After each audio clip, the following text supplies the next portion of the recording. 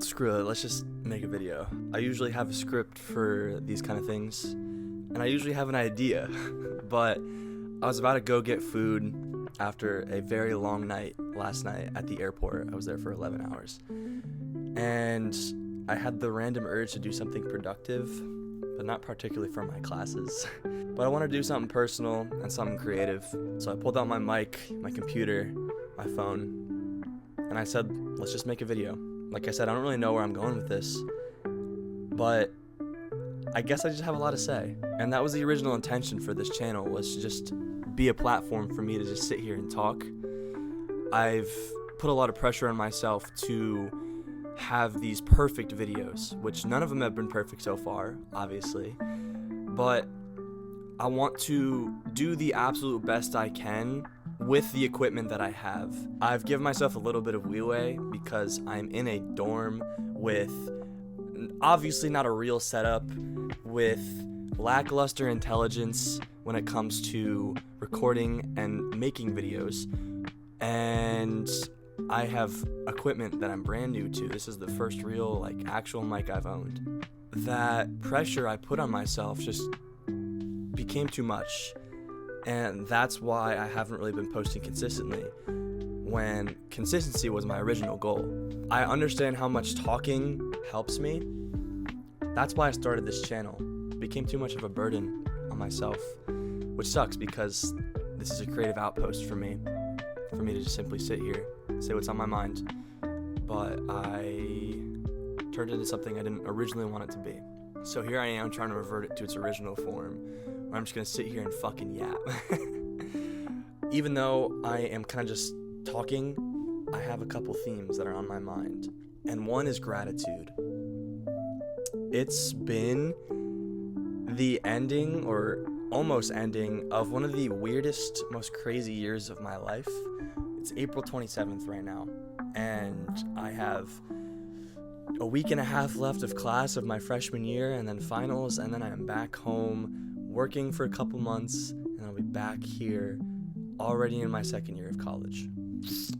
And I look back, and it was the slowest but also fastest year of my life. So much has happened, but also I feel like I've not done enough. And I've changed in extraordinary ways, but also I feel like I'm the same person. And it doesn't make sense to me. And a lot of these emotions are kind of hitting me since it's the end of the year, but it's become hard, coming to terms with an insane experience, realizing that it's almost at an end. You're excited, but also you're scared. You've kind of become accustomed to the chaos, and you're not really sure how you're gonna go back to your regular life. But maybe chaos is part of my regular life now, I don't know. This end of year feelings of resolution have started to hit me in particular ways, and one has definitely been stress and anxiety. These last few weeks have been so insane. It's been a head rush. The weeks themselves, Monday to Friday, have been some very bad days mental wise. I just, like I said, these feelings, these end of year feelings have started to hit me, and they poison me in ways that they shouldn't, from Monday to Thursday. And those feelings on top of class and almost final season and studying and everything, it's been a lot. But from 3 awful weeks, there have been 3 beautiful weekends. And it's hilarious because, so I'll take last week for example. I look back on last week. Actually, no, 2 weeks ago. Sorry, 2 weeks ago. This was Monday to Thursday were some of the worst days of my life. I was not good. I simply was just in a bad mental state, and I'm not going to go into too much detail as to why, but I just had a lot going on, and I put a lot of pressure on myself to do things that I shouldn't have expected myself to do.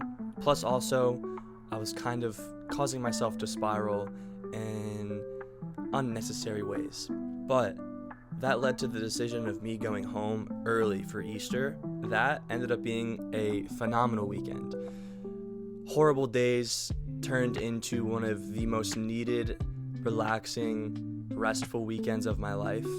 Part of that was because it was Easter, obviously, one of the most powerful days of the year for people of my religion, while also seeing my family and friends, the people that I can rely on no matter what. I haven't felt that loved in a very long time. That's definitely been one of my issues recently, just the sense of loneliness. When I went home, it was an abundant amount of love that I was met with. One of my best friends, as soon as I got home, I ate dinner, one of my best friends texted me like, yo, can we hang out right now? It was like 11:30 at night, but it's one of my best friends, so I was like, of course. And I just felt in my heart and soul, I felt the awful emotions of that week transform into something else. And that sense of love and happiness carried throughout the weekend. And I'll never forget that.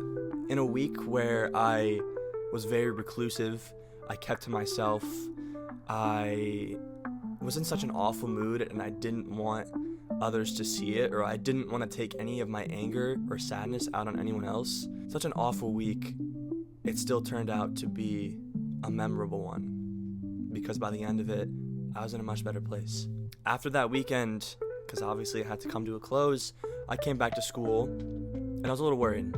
Having to come back to a place where I experienced such challenging emotions, I took the message I learned from the weekend before.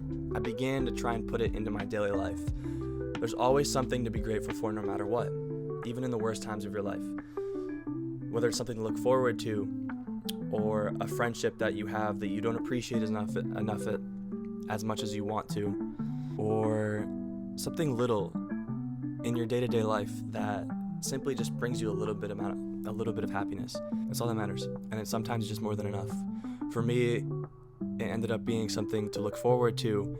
Those fearful emotions that I was scared to revert to didn't really have much time to grow within me because I was back home for like 3 days, and then I went to a wedding this weekend. Similar emotions of just love and happiness, and I went back to that good place I was the weekend before. So the moral of the story is to just be grateful. I figured that out myself in these last couple weeks that I considered to be some of the most challenging times in recent months, in recent years. But by the end of it, I had something to be happy about.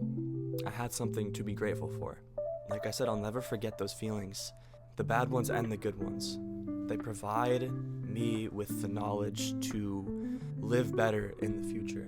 That's definitely one thing that I've been thinking about a lot recently, because, like I said, 3 weeks of straight chaos has turned into a wild ending to, like what I said, one of the strangest years of my life, which I say that a lot, but it's true.